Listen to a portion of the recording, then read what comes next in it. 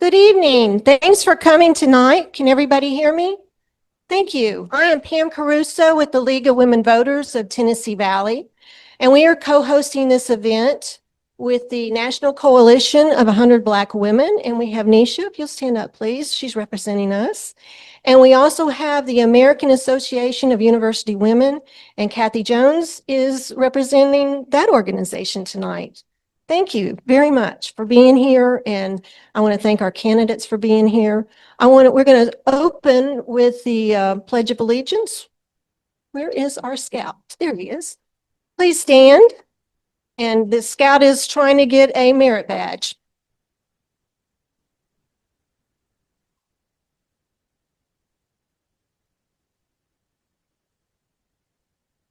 Allegiance to the flag of the United States of America and to the republic for which it stands, one nation, under God, indivisible, with liberty and justice for all.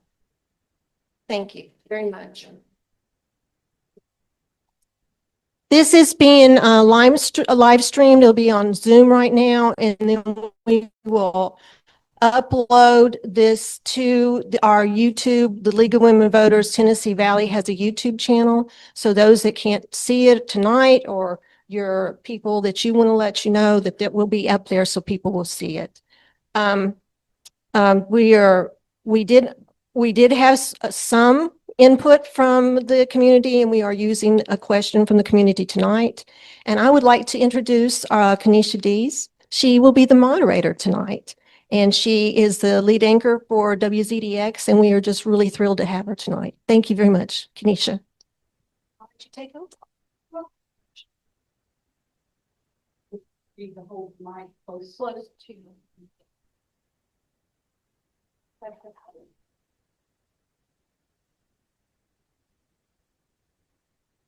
Test, test. Can you all hear me? Welcome. Good evening. Thank you all for attending this candidate forum. It's very important that we show up to these candidate forums ahead of municipal elections. Every election counts, especially on the local level. And so I want to thank you all for attending. And I also want to thank our candidates. All of you all had showed up. Wow. And I interviewed all of you all. So it's great to see you all showing up for your constituents. I do want to go ahead and remind everyone of the rules. We'll just go over that very briefly, just remembering respect and civility. All participants must treat each other with respect and civility. Personal attacks, insults, or any form of disrespect will not be tolerated. You do have time limits. Each candidate will be given a specific amount of time to speak and respond to questions. Time limits will be strictly enforced to ensure fairness and allow all candidates equal opportunity. Our timekeeper's right there. Here she is. Yes. And then we'll have question submission. Questions for the candidates can be submitted by the audience in advance. The questions will be reviewed and selected by a neutral moderator to ensure they are relevant. The moderator role will manage the forum, enforce time limits, and ensure the discussion remains respectful. Of course, civility important there. No interruptions. Candidates must not interrupt each other. Each candidate will have their turn to speak without being interrupted. The moderator will ensure that this rule is followed. Equal opportunity. All candidates will be given equal opportunity to speak and respond to questions. The order of speaking will be determined by a predetermined schedule. Now, we're going to go segue into audience conduct. This is very important. The audience is expected to remain respectful and quiet during the forum. I know that folks get excited, and we're all about civic engagement and hearing from our candidates, but let's make sure we respect them and our fellow audience members. Applause, cheering, and any form of disruption not allowed. And I may ask disruptive audience members to leave. Recording and media, the forum may be recorded and covered by the media, of course, as we see here. And candidates and audience members should be aware that their statements and actions may be captured and broadcast. And then final decisions, the moderator's decisions are final. Any disputes or issues that arise during the forum will be resolved by the moderator. And the last note, these rules are just designed, you all, to create a fair and respectful environment where candidates can present their views and the audience can make informed decisions. I will say another housekeeping note. For those of you who would like a link or a copy of this candidate forum, when you signed in, as long as you included your email address, you will be able to get a copy of that forum. So just wanted you to keep that in mind in case there's something you want to go back over. And I believe I mentioned as far as time, the exact time will be 15 seconds for rebuttals if needed. And we will start in alphabetical order for the opening statement.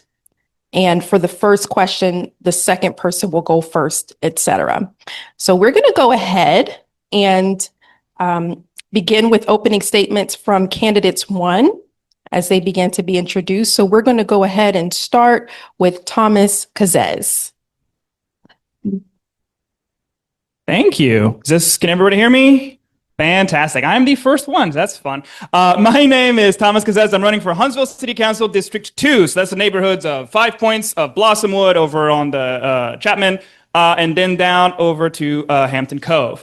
I am a North Alabama native. I grew up in Madison. I went to Bob Jones and then a little bit of James Clemens before making my way down to Auburn. Usually I give a pause here. Any War Eagles? Hey, there we go. Even my opponent, see?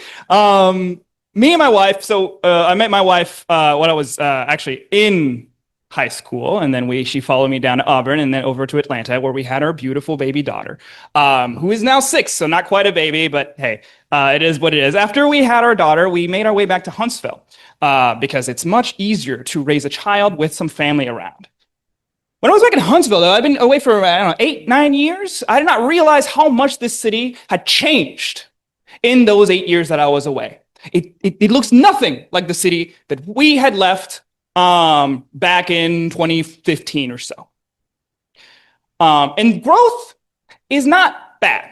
It's not a negative. If a city doesn't grow, a city is dying. But a growth has to be managed. We should not be letting our developers build anything that they want in this city any way that they want. Our goal as a city should be to manage our growth to make sure that Huntsville is still affordable for the folks that live in Huntsville. And I think that's my time. Thank you so much. Thank you. And I'll just remind you all, we have a minute and a half. So a minute and a half of opening statements. I'll go ahead and have Mr. Councilmember David Little introduce himself. Thank you. Thank you guys for hosting this. David Little, I'm the current tenant of the District 2 office. I was elected 4 years ago. Born and raised in Huntsville, raised our family here. When I got elected, I was expecting somebody to hand me an owner's manual on like how to be a council member. No such thing exists. We have our rules and regulations, our bylaws, ordinances we have to adhere to, but it really is what you make it as a council member. And one of the things I enjoy most about this job is serving the community. If I had a nickel for every email I got about roads, I'd have a boat and a Trans Am. But people want to live in a good city. It's fun seeing all the things that are happening in our community. It is, for somebody that's born and raised here, it just obviously does not look like it did when I was born 53 years ago. But I want to keep Huntsville moving forward. I also realized when I got elected that there's 5 council members and we're all going to have to work together. And one solo council member can't get anything done unless he has 3 votes, or she. So thank you all. Appreciate being here.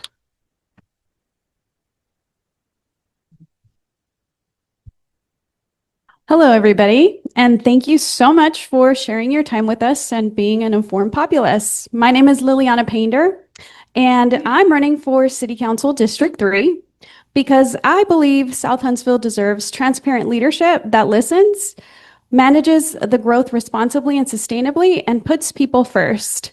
Huntsville is now the largest city in Alabama, and we have 5 city council members.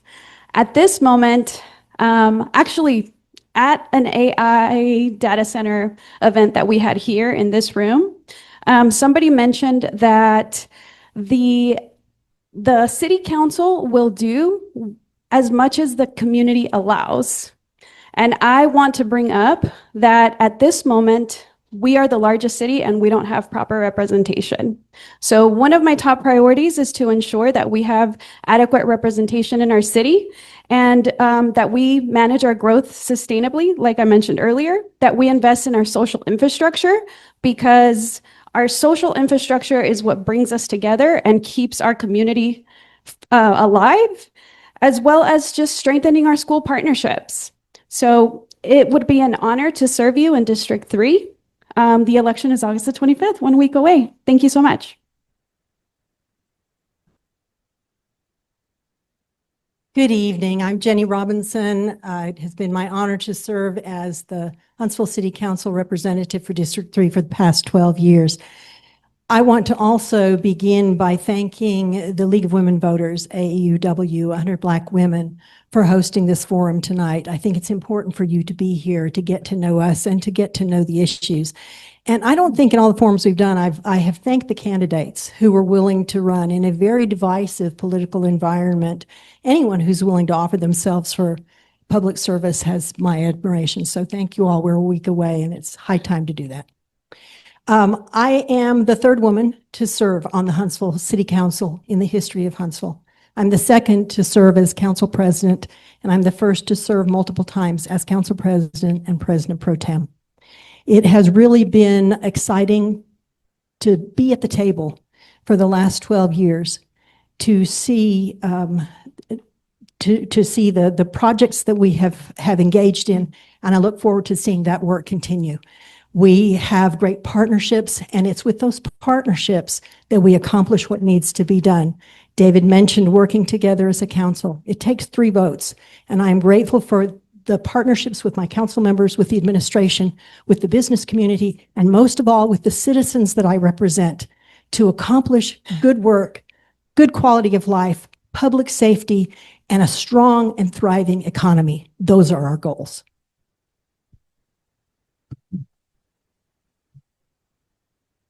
Good afternoon. My name is John Stewart. I'm running for Huntsville City Council District 3. I'd like to thank you all for coming out. Huntsville native. I grew up in Southeast Huntsville, the same area I'm hoping to represent on the City Council. Attended Mountain Gap. I went to Grissom. I've been on those streets for many years. I've raised my children in South Huntsville. I'm interested in stronger communities. I think we've lost a lot back in COVID, has kind of strained our relations there. I'm interested in safer streets. I'm interested in finding out what's going on with Aldridge Creek. I'd like to save Mountain Gap and keep that school open. It's much easier to build roofs than it is another school building. I think we need to maintain that. I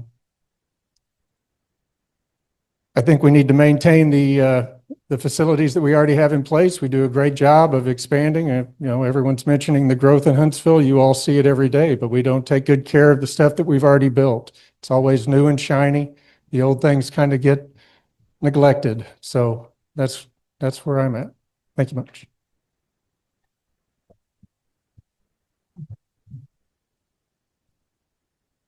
I am Nick Freevold. I'm running for City Council District 4. I'm running on platform of 3 main things: safer streets, especially safer school streets, zoning reforms such as legalizing ADUs or accessory dwelling units, and 3, improving transit.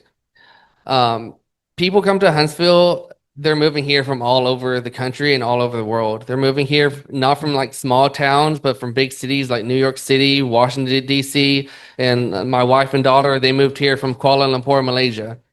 But there's one thing they're a little bit disappointed about when they come here, and that's our public transit. My daughter is always asking me, where's all the buses? Because in her country, she could just get on a bus. You can go anywhere she wants to. But in Huntsville, the only people taking the bus are people who are desperate. And that's because we don't invest in our public transit like we should. So Huntsville likes to say that we're a big growing city, but we need to actually have the infrastructure of a big growing city. We need to make sure our streets are actually safe so kids can actually feel safe walking to school, walking to the grocery store, things like that. So I've experienced big cities. I know what works well in cities and what doesn't. So I have the vision and the motivation to actually get this done.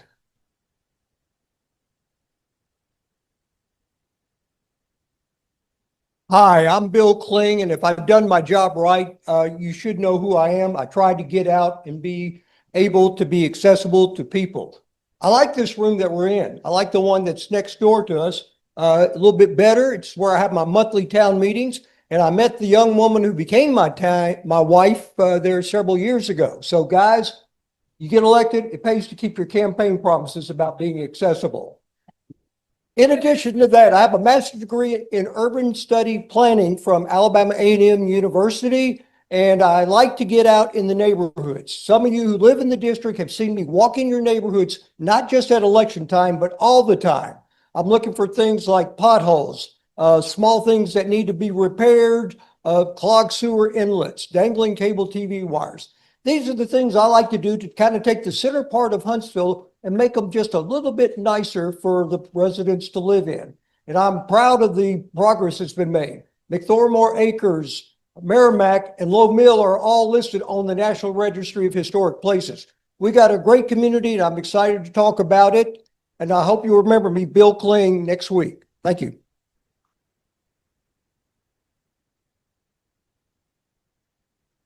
Hey y'all, I'm Will Pylan and I'm a candidate for Huntsville City Council in District 4. Real quick, just want to thank the League of Women Voters of the Tennessee Valley, 100 Black Women of Greater Huntsville, and the Huntsville branch of the American Association of University Women for hosting this. It's extremely important to have these.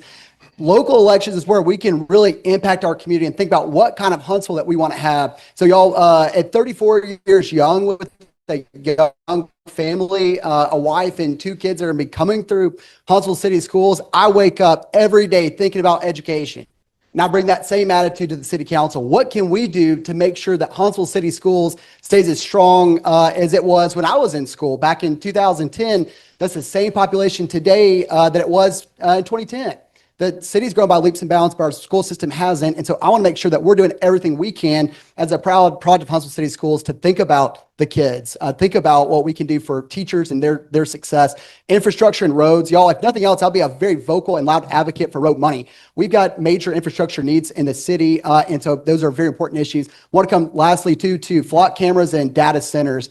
The flock cameras, y'all, local elections where we can decide what kind of town we want to live in. I support law enforcement getting them the tools that they need, but flock cameras is a step too far. On data centers, I'm a supportive of a 2-year moratorium. Let's see where the technology is in 2 years, but for now, they're not good neighbors. Will Pylan, candidate for District 4 at City Council. I appreciate your vote on Tuesday. Thank you.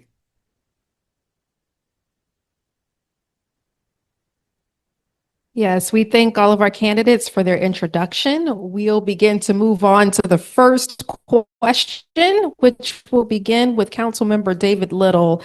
Each of you all will be given a minute and a half each to respond. So question 1, Huntsville annexed roughly 66,000 acres between 2021 and 2025.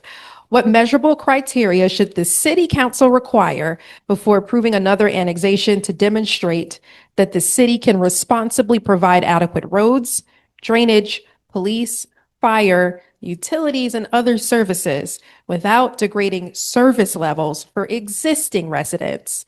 Should the city also require a financial analysis showing the expected revenues and long-term costs of each proposed annexation?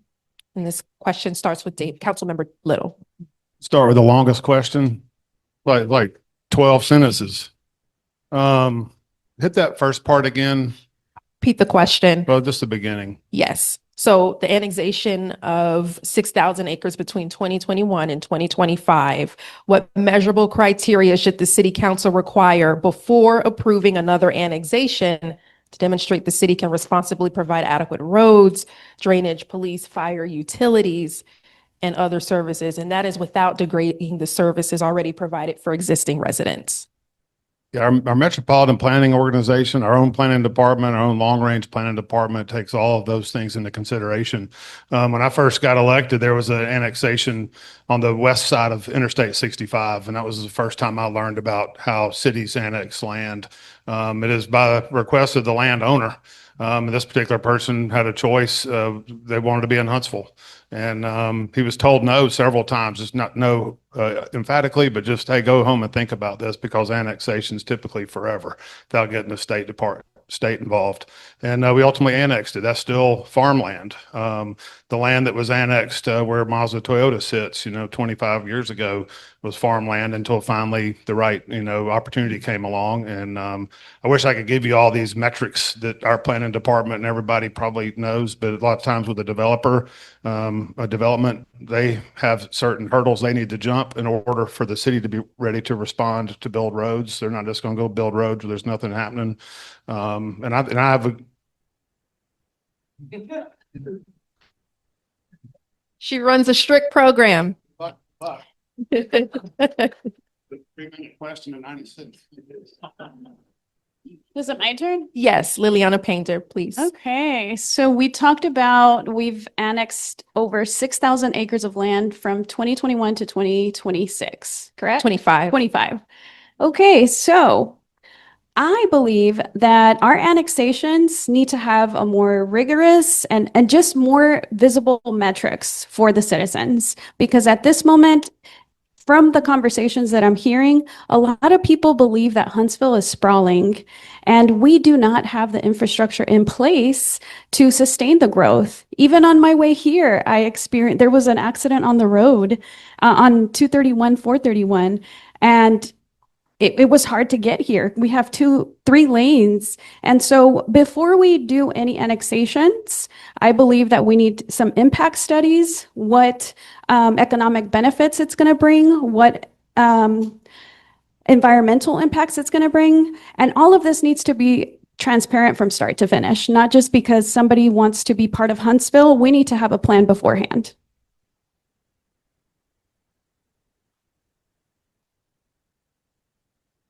So as David mentioned, all annexations are requested by the owner. All annexations are also not approved.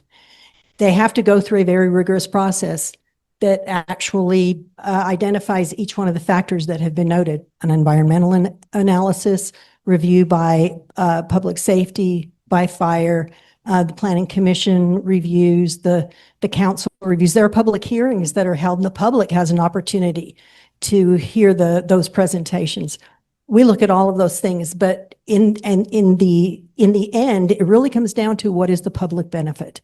And if the public benefit justifies it, the council approves it. If the public benefit does not justify it, it's not approved. We have the structure set up. We are intentional about every one of our annexations, and we have a process that works, and we need to continue using it.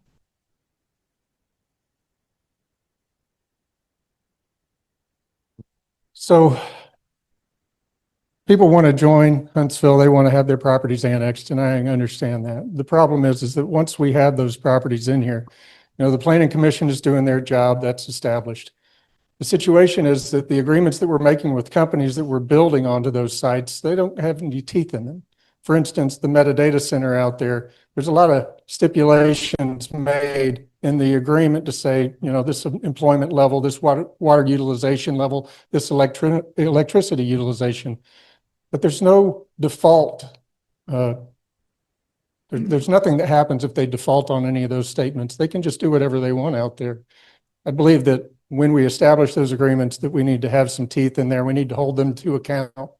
And, when they say that they're going to employ 50 people, then we need to see to it that those are 50 people that get employed and that their salaries are what they claim them to be, and that they're staying within the criteria of the utilization of community resources, so that we're not stealing stuff from our residents. Hello.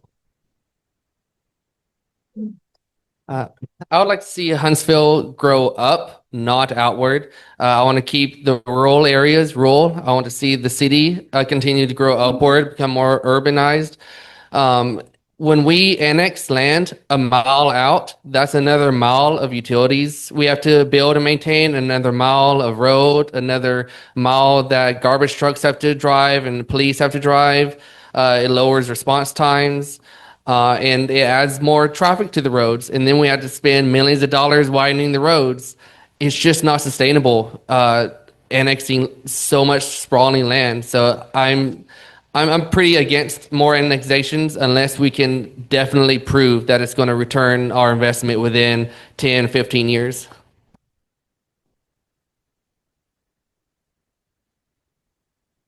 I like the fact that people are petitioning to come in the city of Huntsville. I think we have a great community. We have great quality of life, and we've seen national rankings that talk about quality of life for recreation, startup companies, and the like. One thing that has not been mentioned is the fact that under infrastructure, our police department crime statistics under the FBI guidelines are very good for a city our size. Additionally, the fire department ISO rating gives Huntsville the very highest rating, which means we pay just a little bit less for our insurance on our fire protection insurance. I like the fact that we're spreading out, because the most important project I think we're going to be talking about tonight, to me, I think, is the ring road around the city. And when we talk about the ring road around the city, that means we've got to be able to plan and control the routing on where it goes. So I think we're on the right track. We're very cautious. Thank you.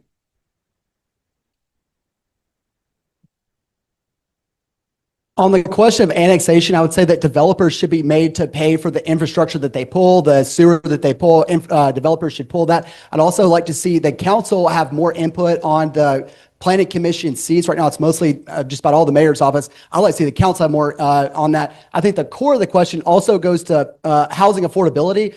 I'm living it. I'm making mortgage payments. I'm dealing with childcare costs. I feel the expenses I feel the increase in expenses. And so I would love to see us focus on affordability. Ultimately, more land and more neighborhoods does help from a supply and demand standpoint. There's some other things that I hope we'll get a chance to talk about on affordability as well. Thank you.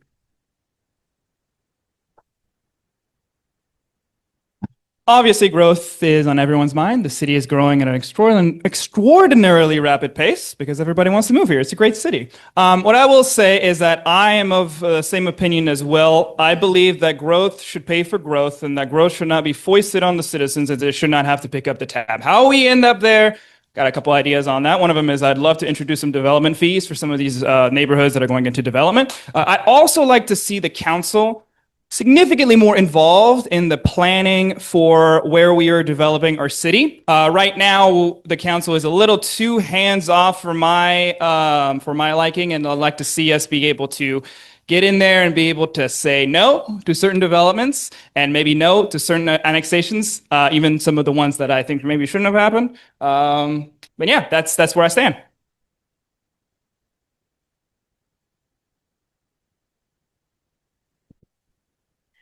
So for question 2, it'll be a minute each, and we'll start with Liliana Painter. Should Huntsville actively limit or regulate the development of large data centers because of their demands on electricity, water, infrastructure, and land? And if the limit should go into place, what specific policies would you support? So I absolutely believe that we should hold our developers more accountable when it comes to bringing any of these developments to our city. One, these developments don't have a lot of return on investment. 2, they don't bring as many jobs as they promise, and they're really a nuisance to our environment. So if we're going to allow any of these developments, first and foremost, I think that we need to do some research and follow what other bigger cities are doing. And that's safeguarding our city by proposing at least a 2-year moratorium on any of these developments. And that's where I stand on that. Thank you. Huntsville currently has a data center. It's the metadata center. I can't see that there would be a benefit in having another one here. Our land is too valuable. We can use it for other industrial development and commercial purposes. And so I couldn't see us approving another data center unless there was any kind of public benefit demonstrated. Now, that said, we all have one of these, and it would be hypocritical for us to say that we're going to quit using these because we don't like data centers. What we need to figure out is how the technology is going to develop so that it can be responsibly employed in a community. Hopefully that wouldn't be, I don't think that would be Huntsville. Other areas might benefit more from employment that does come in some degree, but I can't see another data center here.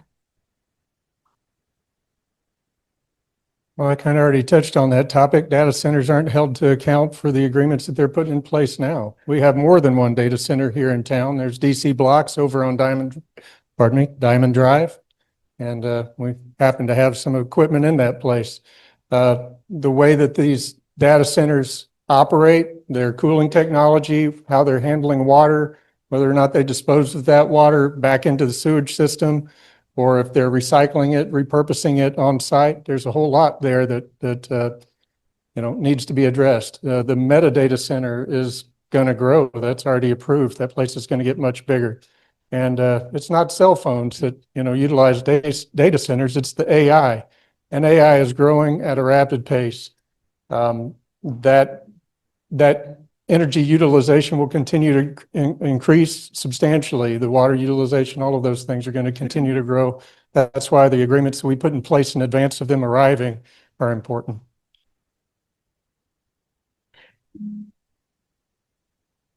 So one benefit of a data center inside the city is we actually have control over it. We can actually control what they do through zoning, through contracts we have.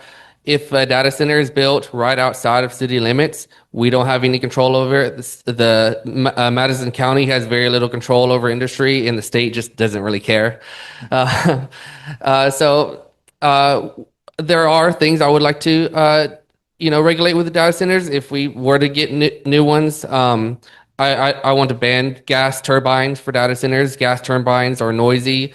They cause pollution, global warming. I'd like to see water usage actually measured and regulated, and no non-disclosure agreements. Any agreements we make with data centers, I want to make sure it's actually clear with the citizens what we're actually agreeing to, and fully transparent with everyone. The Tennessee Valley Authority is pretty much up to its borrowing limit, which means it cannot produce additional power plants. We've got 4 city council members, including one in the audience. We went through a whole process. Number one, to come up working with Huntsville Utilities for solar energy power plant, solar energy power field that we've got over near Triana. Additionally, we did a natural gas pipeline process working on with other North Alabama communities. We're doing all of this to get more energy for our community for the future. Having done all that, I don't think we need any more data centers, period, lock, stock, and barrel. I support a 2-year moratorium on data centers. They're bad for the environment as they currently are. They're bad for noise pollution, and they're bad for yours and my utility bill. They're taking too much power. Let's give it 2 years. Let's see if the technology catches up, and then we can consider it again. I bet you they'll find a way to improve them if they want them in our communities. But right now, as they currently are, they're not right for Huntsville. If you gave me a magic wand and told me I could do anything with it, I'd wish for all data centers across the country to go away. I have no desire to see them in our community. Listen, I work in tech. I know these data centers. I know AI. I'm not seeing any upsides there. There's definitely no economic upside to having a data center in our community. They're pollutants. They suck up an enormous amount of electricity in a time where we're already struggling to pay our utility bills. So no data centers, no moratorium, just none. Yeah, I'm not a fan just because they're not big employers. And like Dr. Robinson said, if there was an opportunity to build an advanced manufacturing facility somewhere that could employ 500 people, some of our young people with high paying jobs, that's what I'd be for. I've not heard of any data centers on the horizon. And I think the administration would probably agree with a lot of what they're hearing here. Just with conversations I've had with them about data centers. So I'm not a fan of them.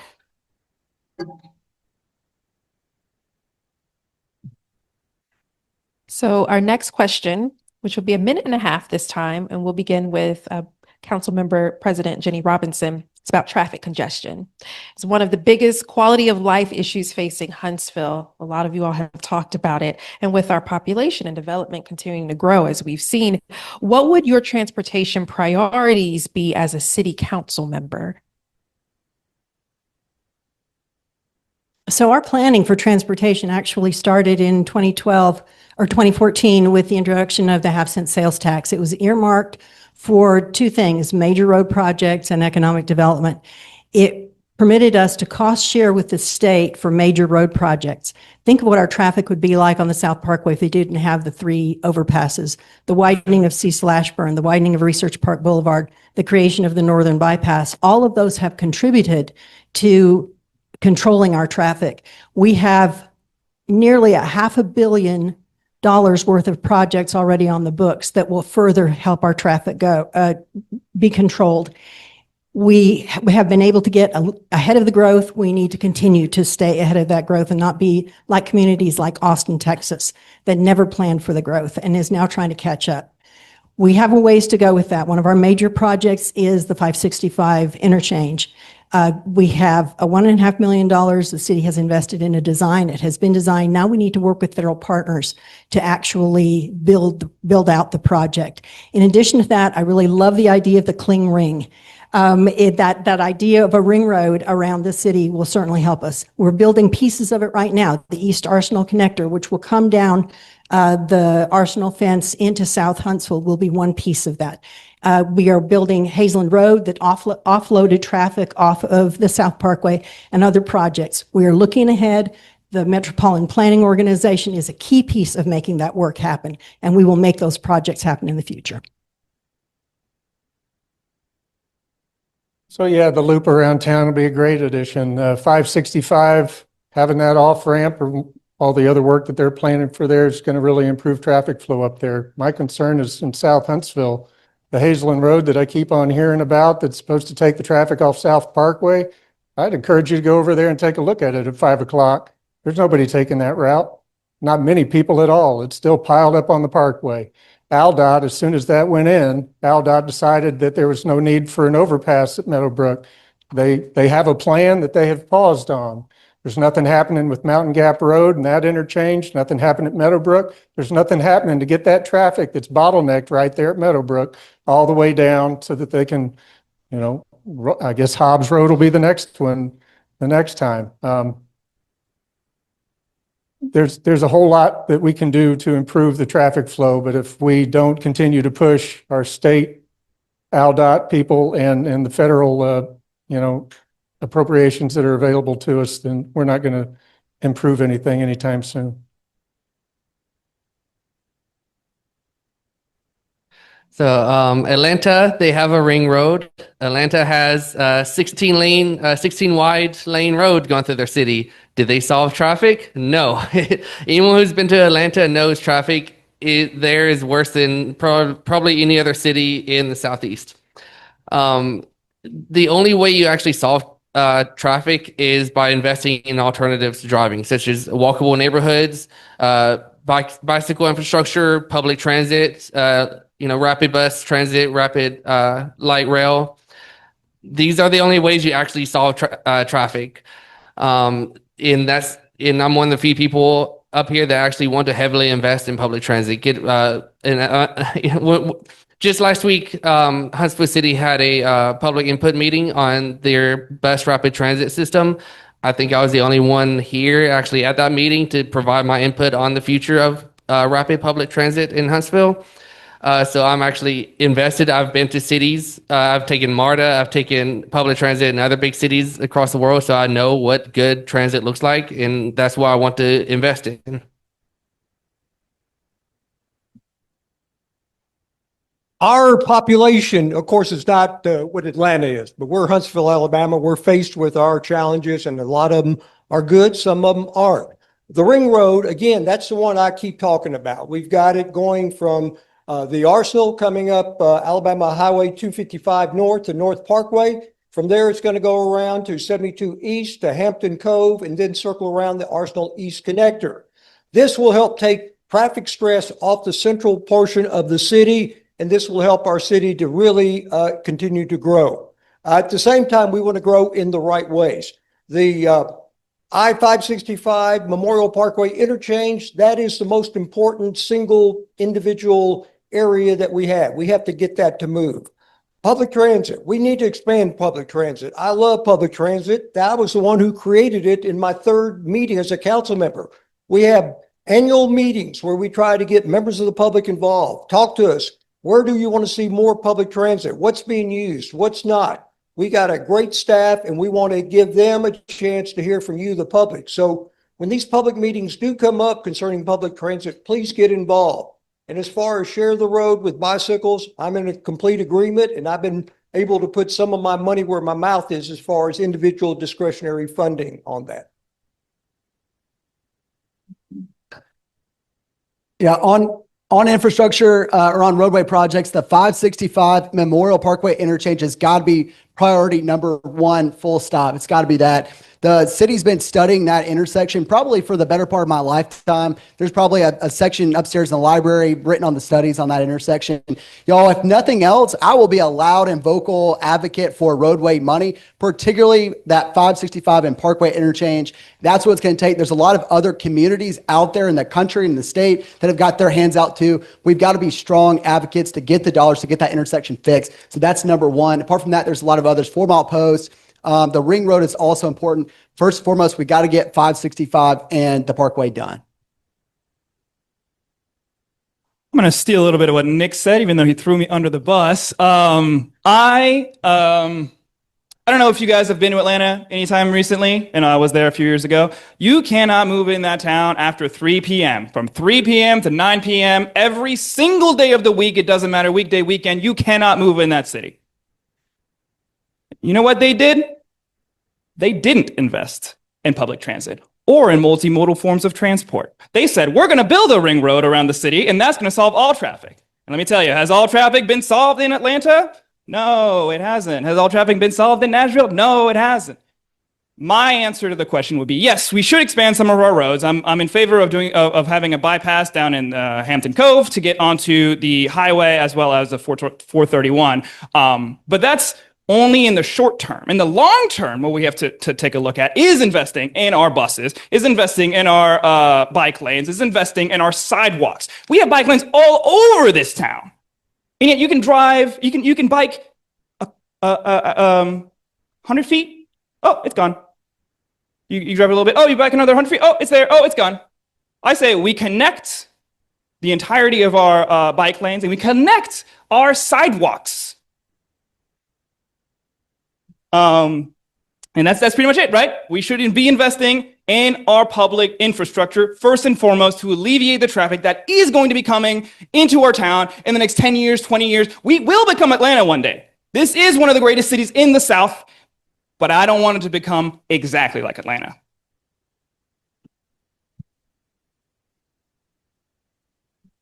If anybody here wants to see 565 and the Parkway get fixed, whoever our next governor is in January, y'all need to be emailing him. Because AlDOT money flows through the governor's office, plain and simple. We've been beating that drum. I can promise you that. Eastern Bypass, which Thomas mentioned, that was on the horizon when I got in office 4 years ago. You got Huntsville, Gurley, the county, Corps of Engineers, the state, and the federal government. Six agencies all involved in that. And sometimes the wheels roll real slow when you have that. Old Big Cove Road. Is anybody here from the Cove area? Okay, so Old Big Cove Road, that's been, they've been working on that since 2010. A lot of times in these older areas, you have no right of way. So you have to acquire right of way to get land available to build the roads. And that can be a challenge, just like Winchester Road. If anybody's familiar with that, they've been working on that for a long time. I'm from Huntsville, as I said earlier, and I think traffic's awful. But I have some colleagues that come down from our Washington, D.C. office, and they think it's great because their commute's only an hour. They think I'm a fool for thinking traffic's bad. So I do recognize it's all relative. I promise you the one thing we won't monkey with in our budget is our road budget. We'll spend $18 to $20 million, and I seriously doubt anybody will have an amendment to take money from that. I got it. All right. So how do we alleviate traffic congestion, and what are my top transportation priorities? First and foremost, echoing off of a lot of what everybody has already mentioned, investing in that ring around Huntsville. That's a no-brainer to me. But also just a focus on our public transportation. My mother, my single parent, provided stability for my household through the public transportation system.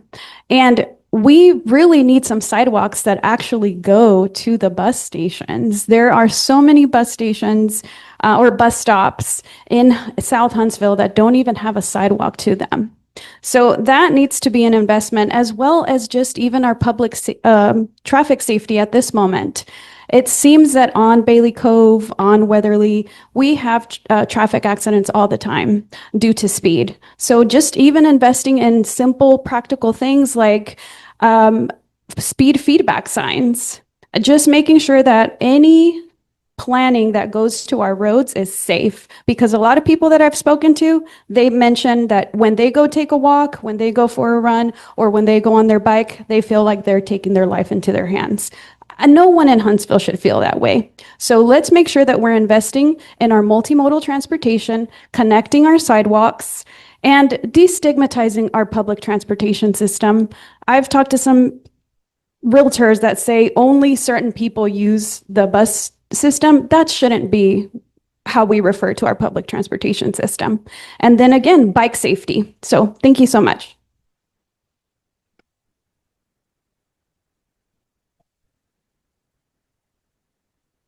So question 4, we'll start with Mr. Stewart, Mr. John Stewart.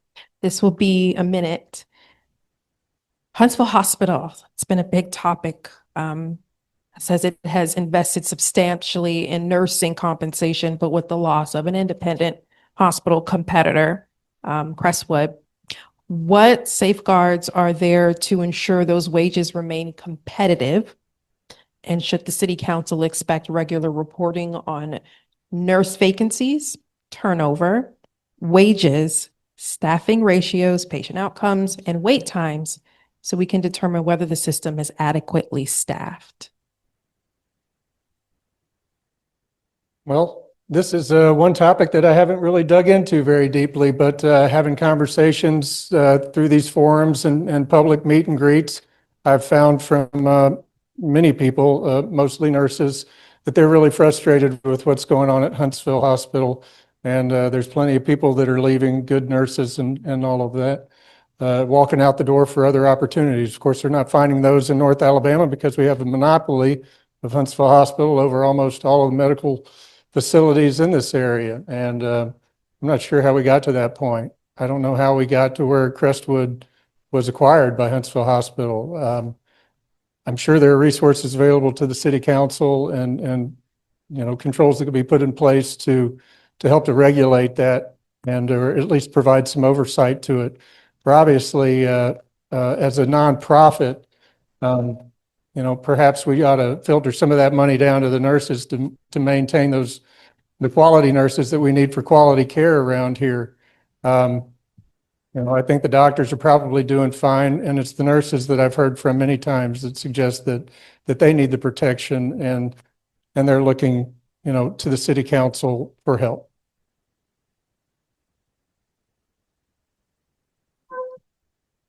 I believe market competition is very important, so having a monopoly is not good. From my understanding, and I'm a little bit rough on the details, but Alabama has some law that basically says that if a new hospital, like a new competing hospital, wants to be built in Alabama, they have to prove the need for a hospital. So a competitor can't just come here and just build a new hospital. There's the long, complicated process for it, and that's a big issue because we need competition. We need to make it easier for competitors to actually come here and offer competitive care, competitive pay for the nurses. As a city, we have sway with state government, but it's not something we can just vote on ourselves. What we can do is ensure that our nurses actually getting paid what they should be paid and making sure that they actually have housing near where they work and not making them drive an hour just to get to work. So that's something I'd like to do, is see if we can actually try to work with the state government to get more competition in North Alabama so people actually have choices for where they go when they need to go to the hospital. Well, Huntsville Hospital better pay those nurses well or they will leave. And again, it's a seller's market, and that's very important. There is a plan that Huntsville Hospital has to build an apartment complex near the hospital for nurses and support staff. So that will be a good thing. The Crestwood situation is not the greatest in the world. CYA, the company that owned Crestwood Hospital, was about to go under bankruptcy. They had it up on the market. Birmingham hospitals had a chance to buy Crestwood. They didn't. Nashville hospitals had a chance to buy it, and they didn't. And if Huntsville Hospital hadn't stepped in, possibly we might be looking at an empty Crestwood Hospital just sitting over there on Airport Road, which is not doing anybody any good. So again, it's the best of the situation. It's not perfect, but we do need our nurses to have the very best, and they do need to be treated competitively, just as our police officers, our fire, and our other city employees, because if they're not, they're going to go elsewhere. And again, it is a seller's market based on their training that they have. Yeah, I think we should remember that Huntsville Hospital, that's the healthcare authority of the city of Huntsville. That's a publicly owned resource. So Kenesha, yes, to answer your question, for a publicly owned resource, they should be made to, if nothing else, report to the council and to other appropriate organizations. Let's see what's going on. Let's monitor things. It's not right if travel nurses are paid more than the nurses that live in this community.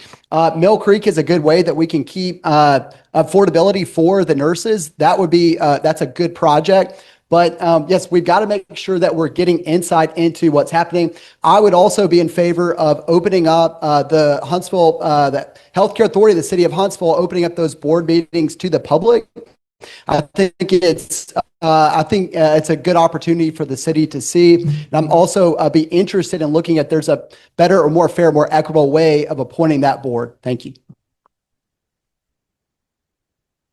I'm going to concur on some of the points that Will raised. I did also want to talk briefly about, so Huntsville Hospital is technically a nonprofit, though it is called a healthcare authority, as Will mentioned, which means it has less reporting requirements than a normal nonprofit has. So we don't know what the CEO is being paid. In fact, I actually worked with United Women of Colors to help organize the town hall that happened a few weeks/months ago regarding the acquisition of Crestwood by Huntsville Hospital, and I had the opportunity to talk to the CEO briefly. The nurses in North Alabama are some of the worst paid nurses in the surrounding area. They're paid worse than down in Birmingham. They're paid worse than up in Nashville and in Georgia and in Mississippi. I think that's an unacceptable behavior for a public authority to be engaging in. I also feel like some of the communications from Huntsville Hospital has been mildly misleading, where they say, hey, the nurses are making $35 an hour starting, which is only true if you look at the new nurses that are starting at Huntsville Hospital. So in my view, I don't think they've been very good stewards of the healthcare authority. I'd be in favor of pushing to have better representation on the Huntsville Healthcare Authority board. And just generally, we're going to need more oversight if they're going to be the only large hospital that services North Alabama. Thank you. I know about this much about the hospital business. I will tell you that the monopoly is Blue Cross and Blue Shield. It's not Huntsville Hospital. We had a hospital that was private that could turn people away, that was making money for their parent organization, which is all fine and dandy, but that money wasn't staying in the city. Now it is staying with the system. Red Bay, DeKalb County, Scottsboro, Muscle Shoals, some of our other rural hospitals that are now part of the system all enjoy can take advantage of the buying power and the negotiating power that Huntsville Hospital has, whether it's toilet paper or insurance rates. And just like Jeff Sams told us when he came to speak to the council a few months ago, they're not a rate setter. They don't set rates. They're a rate taker. So, if somebody comes to me and says, hey, I got a problem with Huntsville Hospital, I'll be glad to connect them with the hospital people. I've been a patient multiple times. All three of my children were born there. Never once had bad care. I love Huntsville Hospital as a citizen. But again, if anybody has any issues or anything, and I can help make a connection with some folks at the hospital, I'd be glad to do that. All right, so I'm going to go back to this statement that I made earlier, that the council will go as far as the community will allow. And I think that this is definitely a monopoly that formed itself by not fully being transparent with the process of this acquisition, and we're suffering for it now.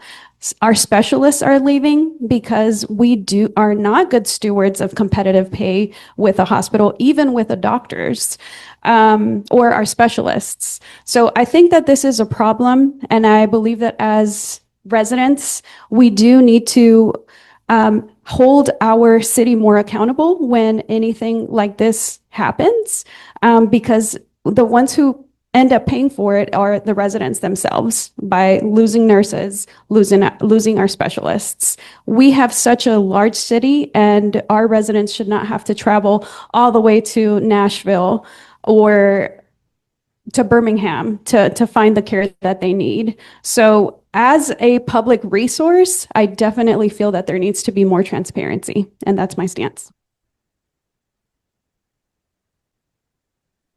I think the question first started with regard to the nursing shortage and nursing pay. Huntsville Hospital has aggressively addressed the nursing shortage and filling vacancies in a partnership with Drake State, where women and men who choose to go through the Drake State program can do so without cost if they agree to work at Huntsville Hospital. That has gone a long way toward providing a livable wage to many people who might not otherwise have been able to afford to go to school and get a degree. They have been immediately employed at Huntsville Hospital, and they are filling vacancies. That was the first thing that needed to be done. The issue of compensation is one that we have had discussions with Jeff Sams and board members about.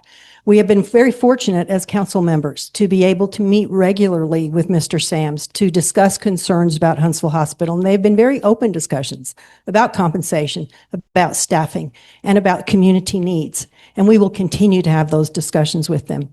In addition to that, we scheduled this year for the first time a report to the council by the Huntsville Hospital CEO.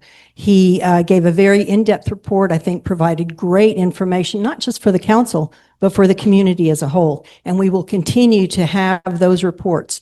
And finally, what has been mentioned is with the Choice Neighborhoods Project, Mill Creek, Huntsville Hospital is going to be investing significantly into housing, not just for nurses, but also for other employees at the hospital that will be within easy distance of the hospital.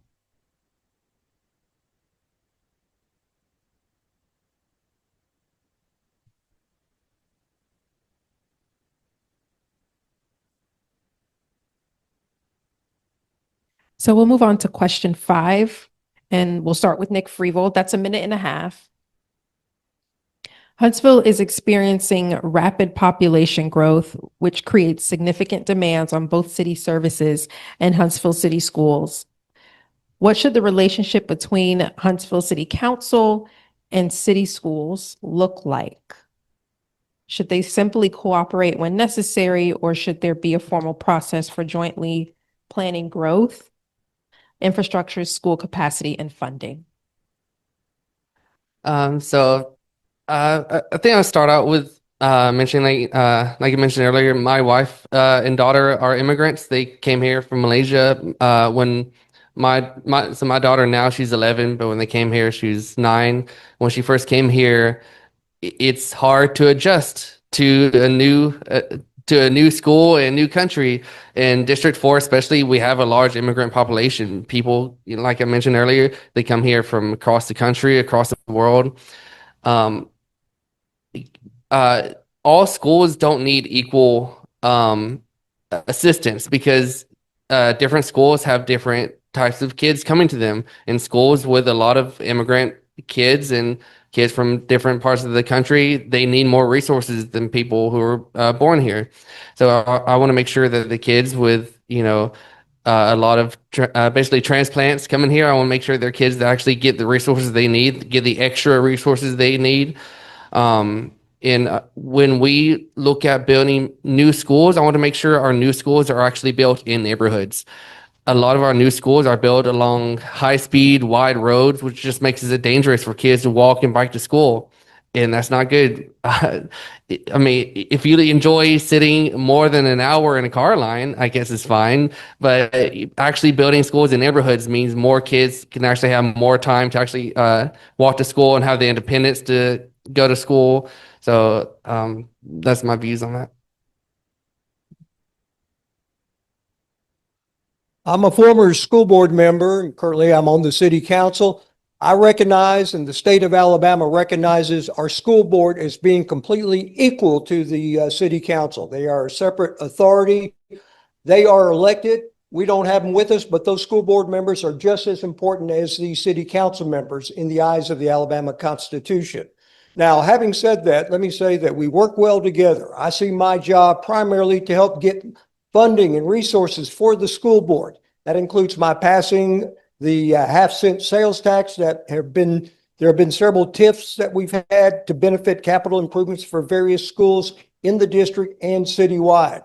Having said that, also, I want to point out that our school board, they are the ones charged with making the decisions. My role is not really to cut the legs out from my respective school board member, but to support him in his efforts. We have planning, we have finance areas that we collaborate together with the school board. But again, the school board and the superintendent, they are charged with running the school system. My role as a council member is to support them. And overall, I think they're doing a good job. And right now they're planning for a new K-8 school that would go out far west where the Eli Lilly plant area is going, where new growth is taking place out there. Yeah, I'd start by saying I'm a proud product of Huntsville City Schools. Graduated Huntsville High in 2010, went to Whitesburg and was the first Hampton Cove class. I see at least one former school board member in the audience, Lori Bone McCollins. I appreciate you being here. Y'all, I've got 2 little kids that are going to be coming through Huntsville City Schools, and I want it to be just as strong for them as it was for me. I don't believe anyone else on the council right now, and y'all tell me if I'm wrong, but I don't think anyone else has got little kids. So I wake up every day thinking about it. Yeah, y'all tell me if I'm wrong, but I wake up thinking about it every day. Because I've got kids that are coming through it. I want it to be a great system. Well, how does that show up? What does that mean in council meetings? What I would say is that in the most recent TIF, the $200 million TIF, the schools got, y'all tell me if I'm wrong, it was about $5 million of the $200 million. And that was for like curb cuts and a turn lane at Huntsville Middle. So I want to be a cheerleader for our city schools. They've part of what's put us on the map is our good school system. People choose to live in Huntsville because of our school system. And I want to make sure that we're doing everything that we can to make sure it's a great and continues to be a great school system. I also have a daughter that's going through Huntsville City School System. She's in first grade. And listen, I can't give a full review of it's been great so far. Can't give you a full review as to how it is. I'll come back to me in like 15 years. In terms of the way I see the relationship between the council and school board, as Mr. Klink said, the school board is an independent entity separate from the city council. And I will be more than happy to give whatever resources they feel is necessary within reason for the continued growth of our school system, which is already very good. And I would love to make it better. I want us to work together. I want us to work deeply. We should have regular monthly at the minimum meetings with our school board, especially our school board counterparts, to make sure that we are growing in the direction that Huntsville needs to grow, that we're handling our growth like good stewards for the citizens of Huntsville. Thank you. The recent annexation we had out east, it's about 580 acres. Some of the questions I was actually asking had to do with schools, because I'd heard from Holly McCarty about her concern that there'd be an influx of children out there.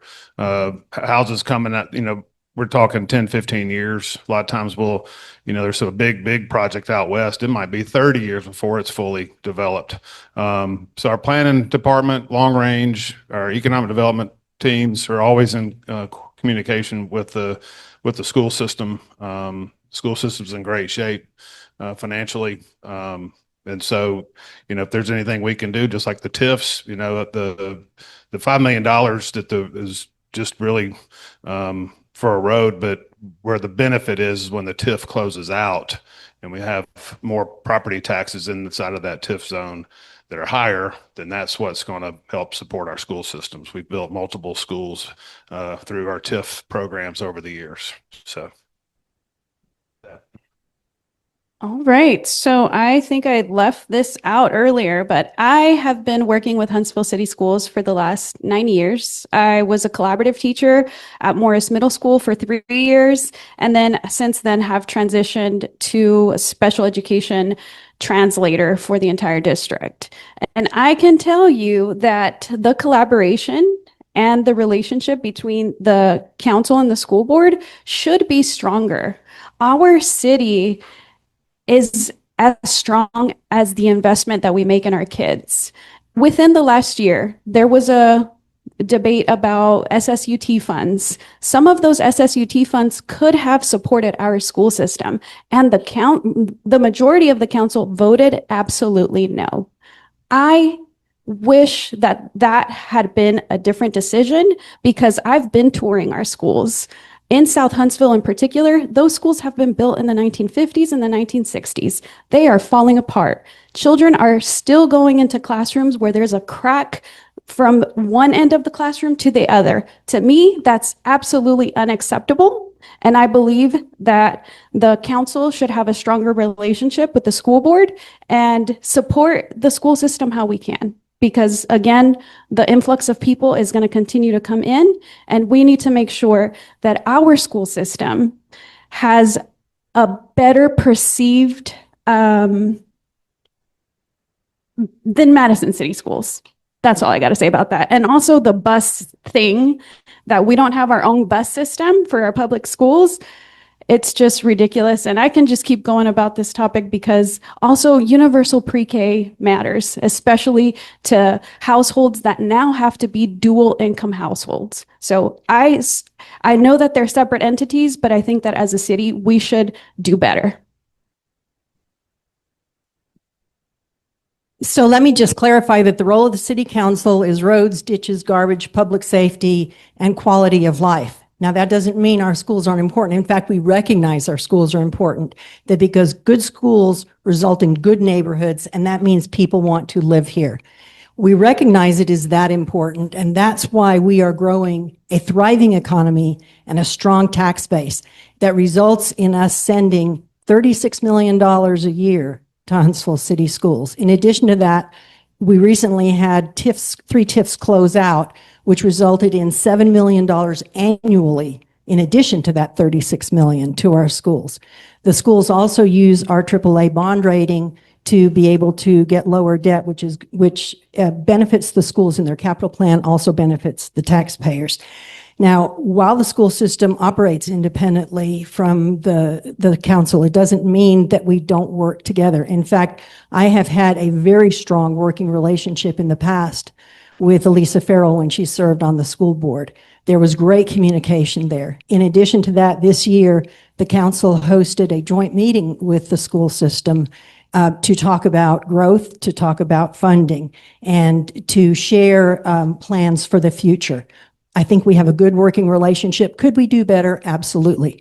But it's one that we are committed to. We've demonstrated in the past, and we will continue to do it in the future.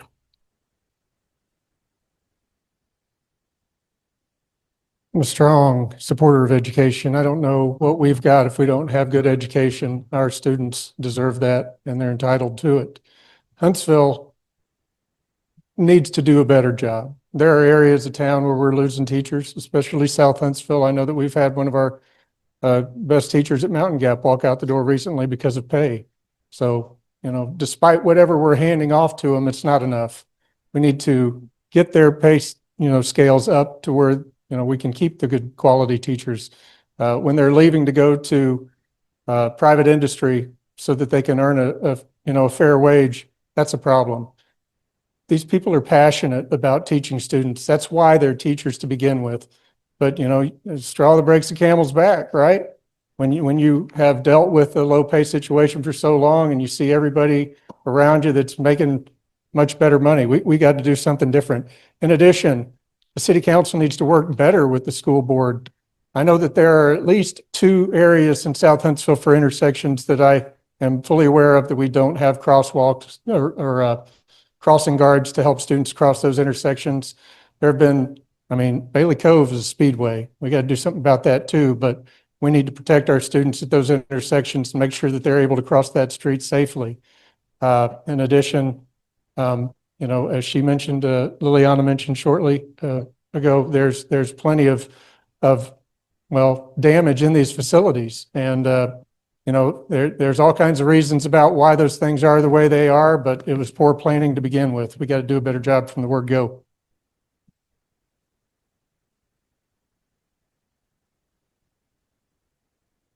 We'll move on to question 6, which has been a very hot topic as it pertains to privacy. And we'll start with Councilmember Kling. As Huntsville expands its use of AI-enabled cameras and flock technology, how will you protect residents' right to privacy in their own neighborhoods? Will you support policies requiring the city to disclose what information is being collected, who has access to it, how long it is retained, whether it can be shared with other agencies, and what uses are prohibited? I think we need to have a big, open, public discussion about this issue, both sides.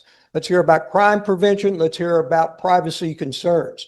The data, things like that, that can be brought in under the city control. What can we do to protect it? But again, I think we need public meetings, public discussions. Let's find out, like any other thing that's presented to us, a new project, get a status report. How is this working? Let's give the public a chance to have feedback and get involved.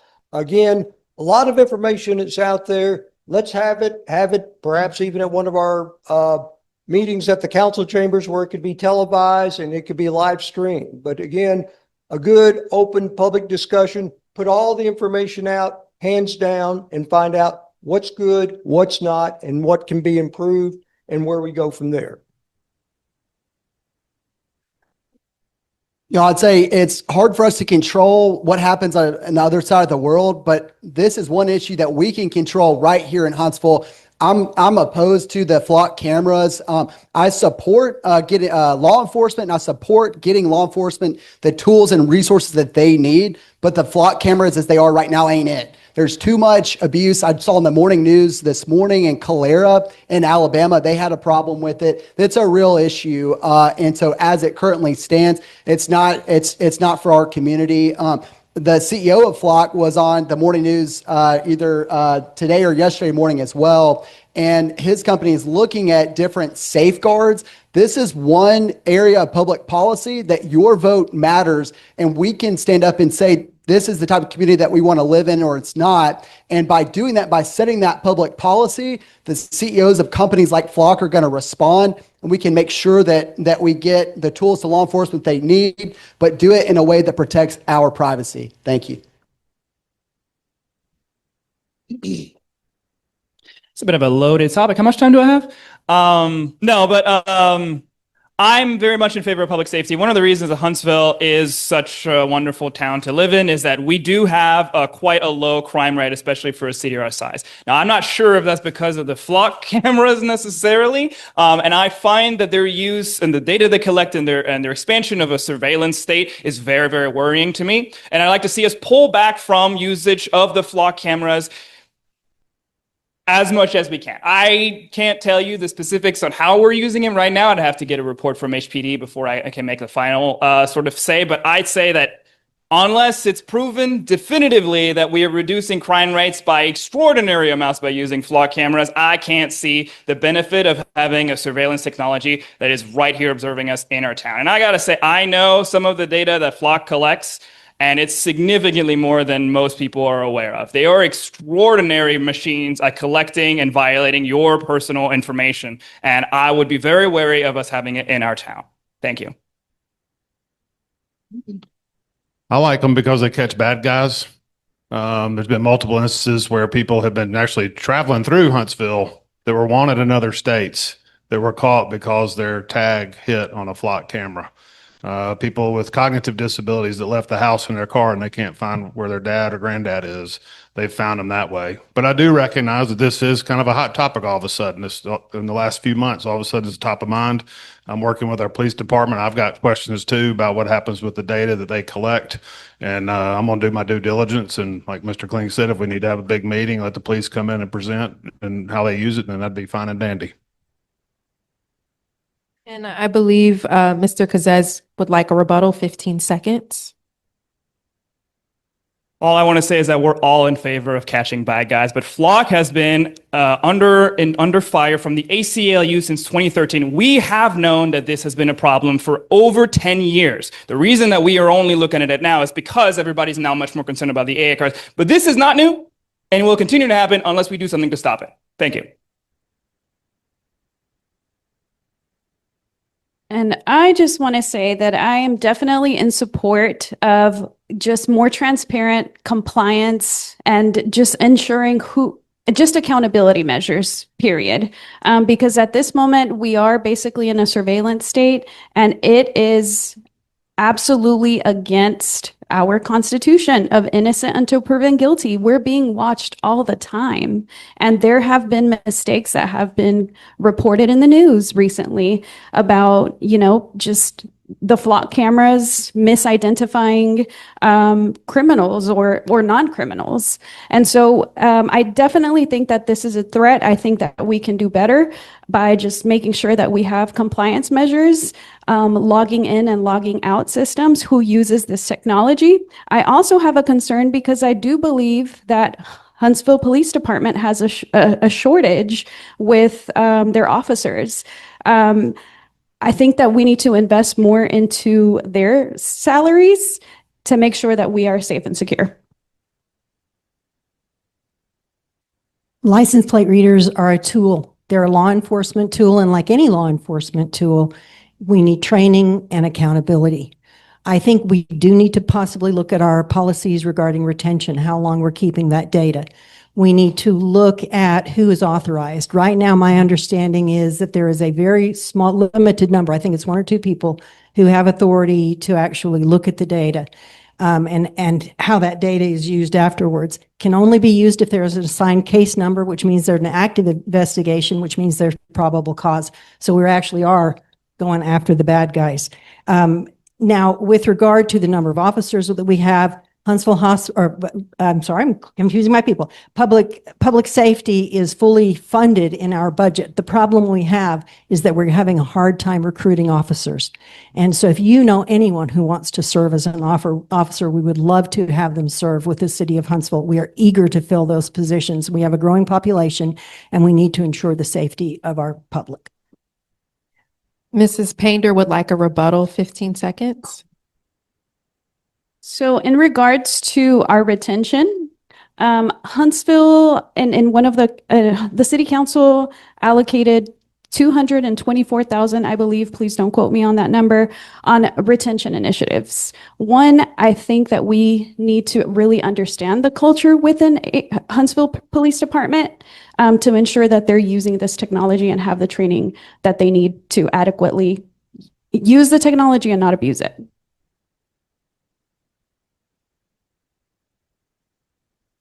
Block cameras have been in use in Huntsville since 2022. Alabama state law requires that there is a public policy about the utilization, the access, the retention periods. That has not been put in place by any North Alabama Police Department that I'm aware of since 2022. Huntsville, Madison, the Madison County Sheriff's Office, the North Alabama Media Center or a crime center agency that's interoperable between all of those groups. Nobody has a published policy. So this is what your state is doing right now for you. And the city council has had an opportunity to enforce that with Huntsville Police Department, and it still hasn't been done. 2022, we've had those things in place, and they haven't followed state law for a moment since they've had that. And in regards to police, I just rode with police last Friday, and they're not getting paid enough either. So recently, I actually talked to a Huntsville police officer about this. He mentioned a lot of the technology is useful, but a lot of the technology, it's making some of the newer police officers a little bit lazy. Instead of actually doing investigative work, they're just relying almost entirely on new technology to basically tell them what to do. So having some technology is definitely useful, but an over-reliance on technology is just it's not good. The officers, the newer officers are just not doing their jobs, actually investigating like they're supposed to. So having more training with technology, making sure our officers are not over relying on technology would be good.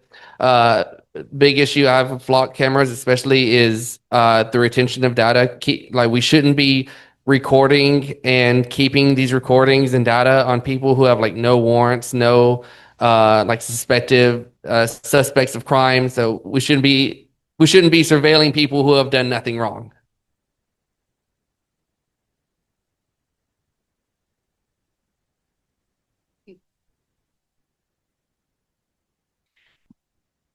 Question 7.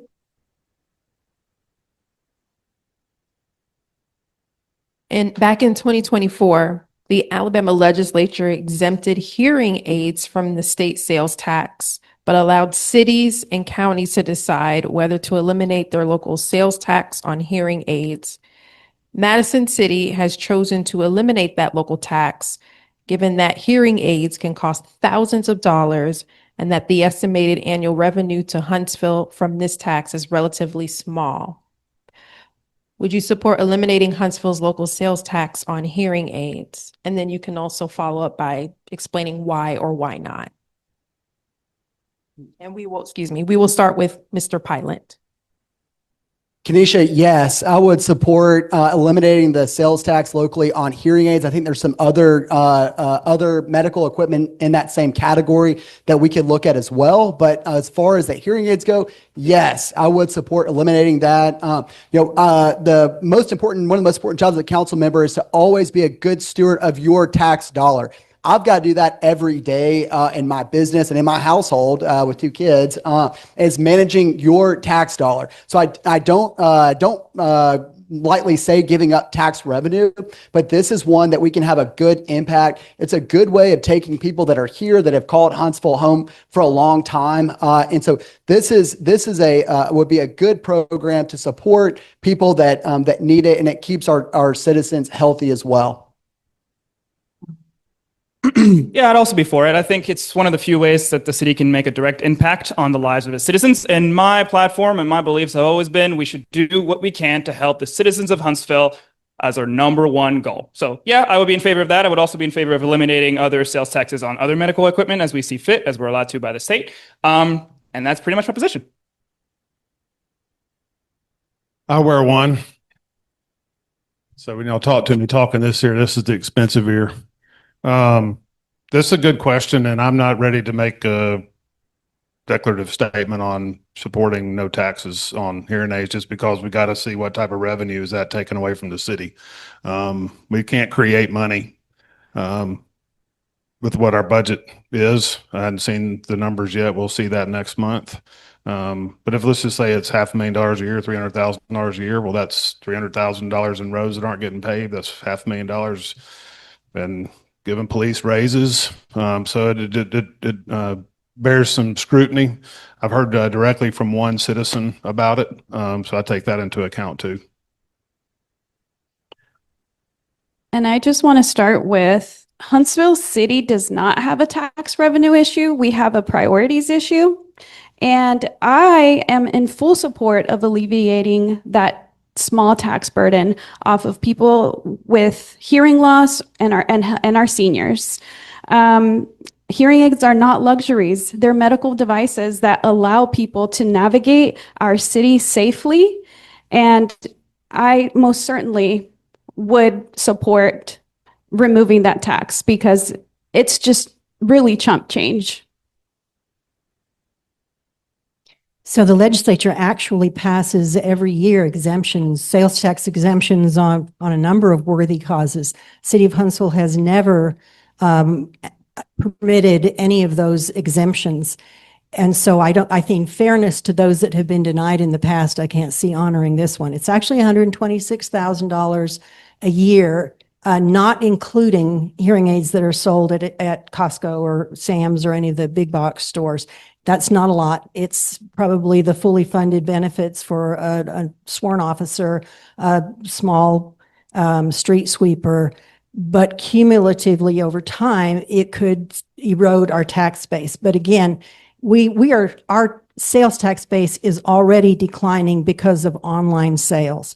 So to protect that tax base, and in fairness to all the other exemptions that have been denied, even though that's not a very popular stance, I couldn't approve this one. I'm a caregiver for my 92-year-old mother. We face those challenges all the time. And it's not that you buy one set of hearing aids and you wear them for the rest of your life. You know, she pulls those things out and they disappear in cars, they disappear in the doctor's office, they disappear all over the place. And, you know, then we've got one and she deals with that for a little while until we can go find another or we replace the pair. I would suggest that we review that. I heard the number that she stated. It doesn't seem significant to me, but for the people across this town, I believe that that would be a worthwhile thing to remove the taxes from. There are plenty of other things that people need in their homes. I don't know if you're aware, but there's a lot of aging population in Huntsville, especially in Southeast Huntsville, and those people require beds. They require potty seats. They require assistance in their home in many ways. And frankly, I don't believe, well, we haven't received a whole lot of support in that case, but yeah, absolutely. Thank you, Mr. Stewart. Before we proceed, I may ask the audience, if you have your phones on, please silence them so that we can hear the candidates. So if I hear some noise from phones, please silence your phones. Thank you. I'm not a big fan of sales tax in general. Sorry if that was my daughter making the noise with her phone.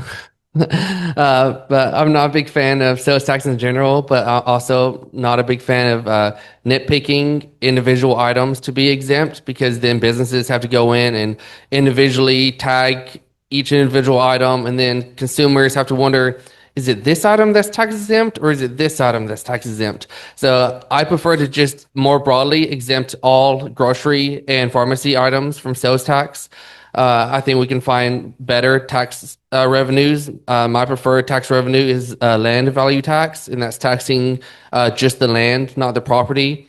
So that means collecting revenue from downtown, collecting tens of thousands of dollars per property in downtown where land values are very high, and then in the more rural areas where land values are very low, collecting very little over there. So the biggest burden would be big corporations that actually own the land downtown.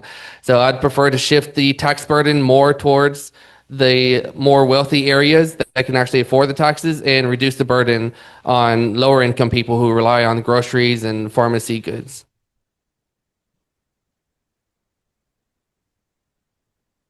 I have heard this issue, I guess, for about the last 2 months, and I've only heard from about 3 or possibly 4 people, including one citizen who I believe is still in this room. I think it's something we should take a look at when we get into the budget, and I have said that I would certainly bring it up for discussion when we got into the budget. How much would this impact us? A number I've heard from the city finance director appears to be somewhere in the ballpark of around $120,000. And again, we don't know about some of the big box stores. In addition to hearing aids, what other medical related equipment would we be talking about also? Again, I think we need comprehensive to look at all of this. What would the impact be of our budget? If we take this out of our budget, how much is it?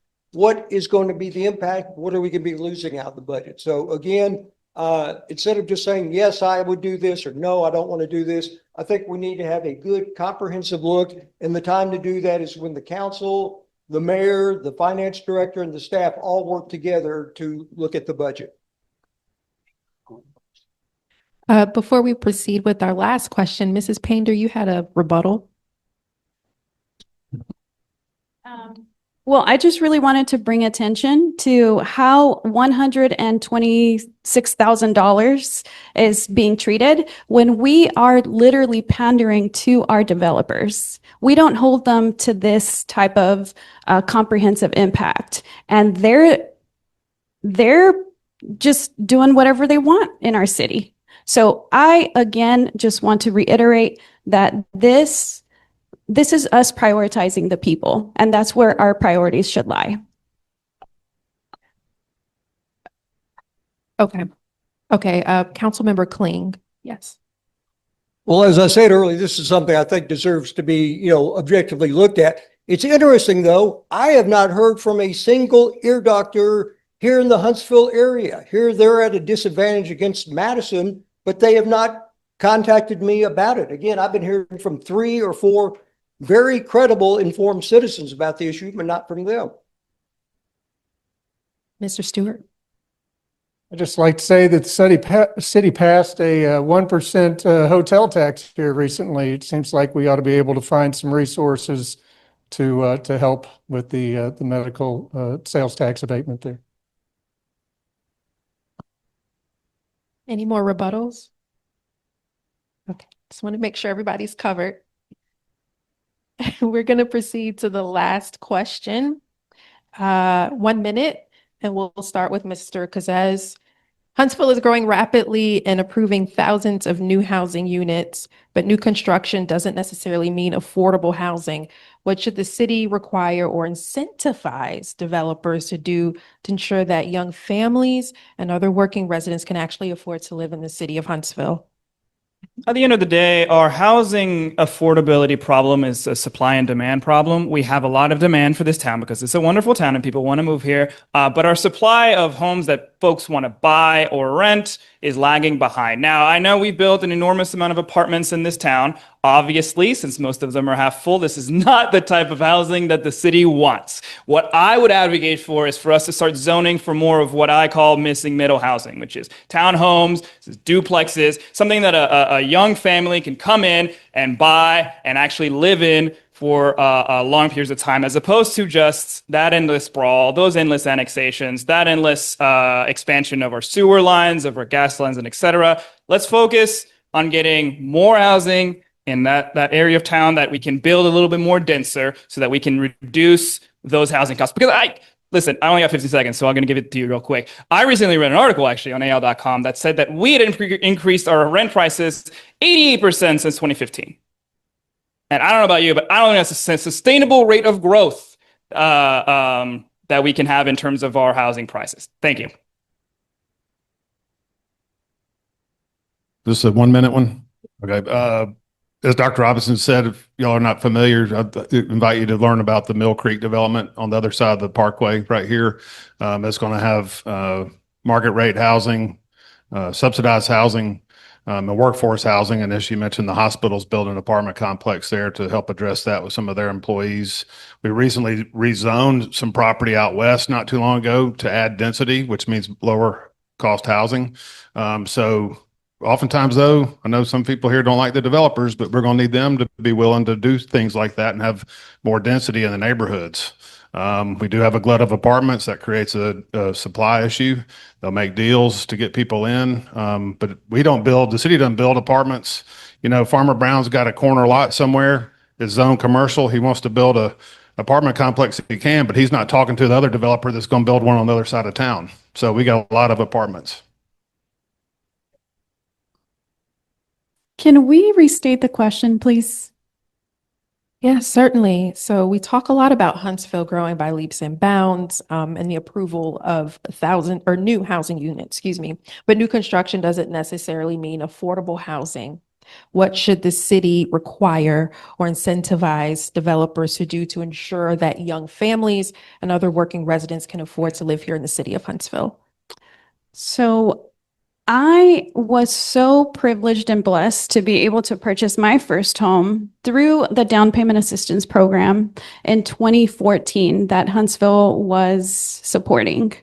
I don't hear much of that program now. I think it's been rebranded since then. And I believe that because of housing costs being so high, the down payments are now even higher.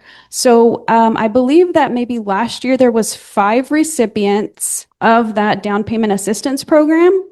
I think we need to do better, because when I speak to millennials who have families, they're having trouble buying homes here in Huntsville. Our locals are struggling. I read a headline recently that said that Huntsville was the best city to buy your first home in. That's for transplants, not for locals. So I would propose that we incentivize our locals through down payment assistance programs or even facade assistance loans to repair some of the housing specifically in District 3 that are aging homes. Thanks. So there's an affordable housing index that says that someone making a median a median salary can afford a median priced home. Huntsville has, on that index, scores 100. The reason for that is that the city has invested in industrial development and economic development so that we have higher paying jobs. It used to be you had the research scientists up here, you had service workers here. We have worked very strategically to develop that middle income level, which means that you can afford a median priced home. Now, in addition to that, we've also worked with our zoning regulations, as Mr. Little mentioned, to create denser developments, which also make housing more affordable. We're also working at new housing models like the CNI mixed use development that might be replicated in other areas. So while the city won't directly incentivize affordable housing, the city can create policies that make it more affordable for people to buy housing. I think the median income around Huntsville is about $92,000. And data that I've read stipulates that 52% of those persons are house poor. And people that make less than that, it's a greater percentage. Huntsville needs to do a better job on policies that will help people to, I guess, build more so that we can have, more affordable homes, to put policies in place that help people get into those houses.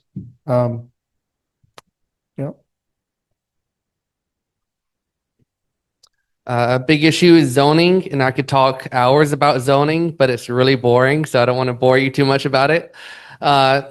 One thing I really like to see is ADUs legalized, so they're accessory dwelling units. So that's like converting your garage into a livable space or your shed into a livable space. Basically, adding an extra bedroom to your property. Right now, that's illegal. And if you have family members that want to move in with you, and you don't have the space, there's just nothing you can do about it. So legalizing ADUs creates additional housing in neighborhoods without creating a huge amount of density or changes to the neighborhood. ADUs give people an option other than apartments or buying a house, and also legalizing more condos, townhouses, giving people more variety of housing. So if you really want to live in a certain type of house, you actually have that available at an affordable price. We actually do have some programs out there that can be used to assist people, especially first-time home buyers. If you are buying a house, the city can participate with up to 10% of that cost, and that can even be used for your down payment. The only caveat is you have to agree to stay in that house for 5 years. And if you do, then the loan becomes a grant. So that's one thing that we can do. Also, based on income and other circumstance, there are houses that are available for you for free, where the city does a deal with a developer or a home builder. Again, these are specialized programs. They are there, they're out there for those who want them. Yeah, start by saying I'm making mortgage payments, so I feel it. I get how the cost of insurance and utilities is going up. As a taxpayer, I get what that's like. And as a taxpayer, I think part of the question also has to be making sure that we're protecting your property values. So housing affordability, there's a few things that we can do in particular on affordability, real solutions. One of them that's got support from both the right and the left nationally is limiting the number of houses that corporations can purchase. I see it some in my probate law practice where some old houses are bought by out-of-state folks, don't know really what they're doing after that with them. But that's one thing that we could look at for neighborhoods that want it, the accessory dwelling units. If neighborhoods want to get denser, that's one way that you can get denser. But those together, I'm feeling it. There's other solutions that we can look at too. Those are two of the ways we can address affordability. We are now going to move into our closing statements, which is 1 minute, and we will begin with Councilmember David Little. Thank y'all again for hosting, and good job moderating, even with that 3-minute long question you asked me earlier.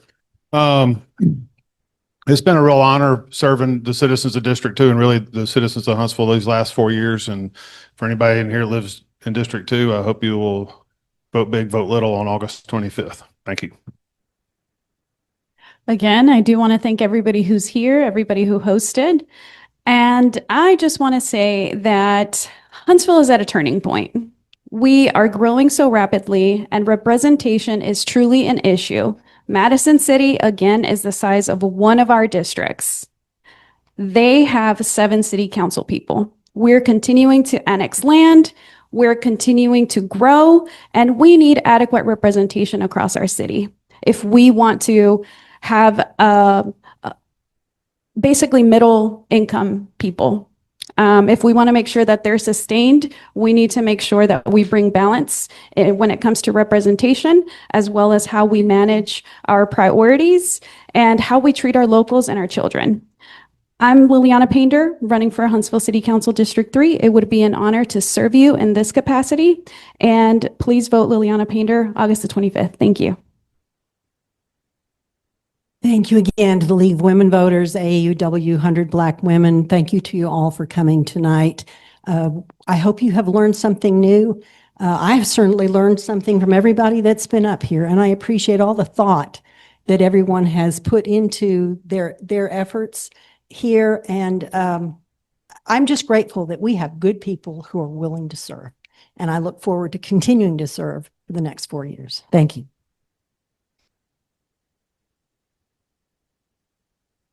I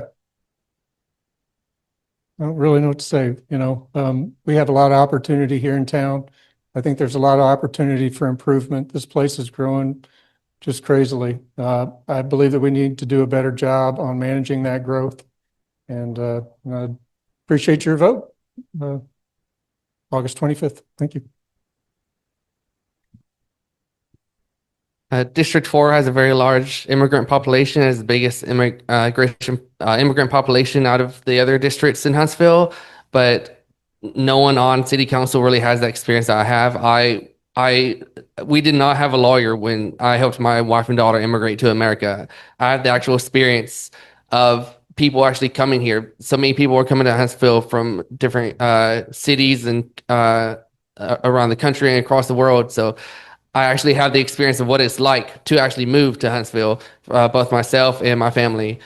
I have been a huge advocate for LGBT rights. I have personally fought for LGBT rights, and I go to Pride parades every year. I strongly support public transit, and I'm the candidate that will make public transit the best in the Southeast.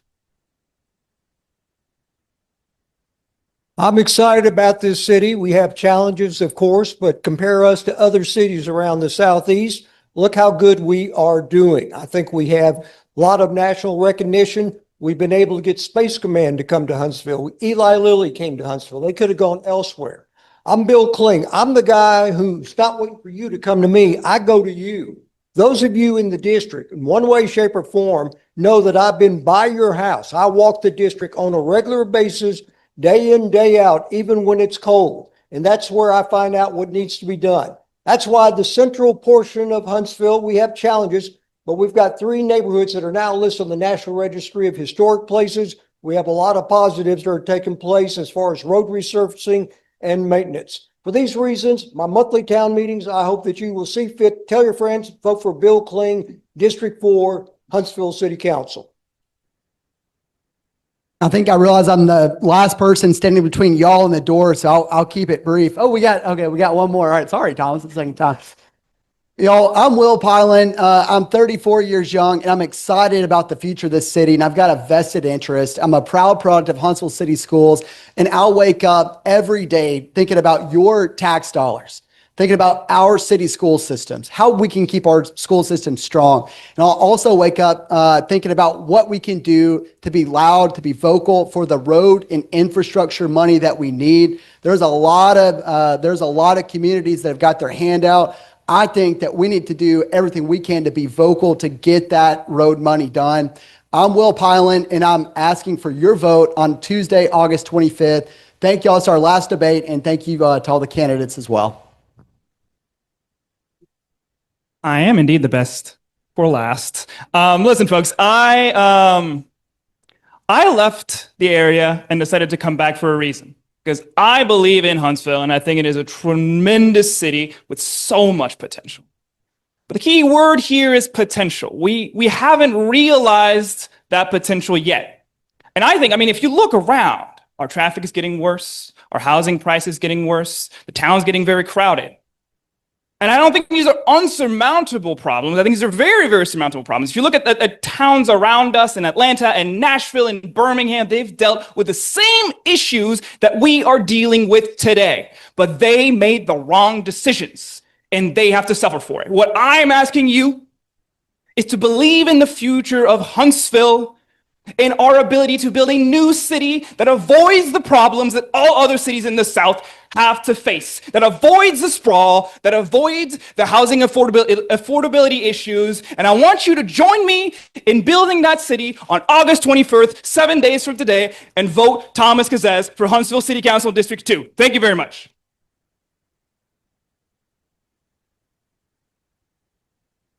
And why don't we give a round of applause for all of the candidates who came out today? Takes a brave bunch to do what they do. And remember, as they've repeated, the election is August 25th. Please go vote a week from today. Make your voices heard. Thank you. Thank you so much. Thank you for coming tonight. And as a reminder, in 2 nights, on Thursday night, we will have the Huntsville School Board will have a meeting here, and we'll do the same thing at 5:30 here, Thursday. Thank you.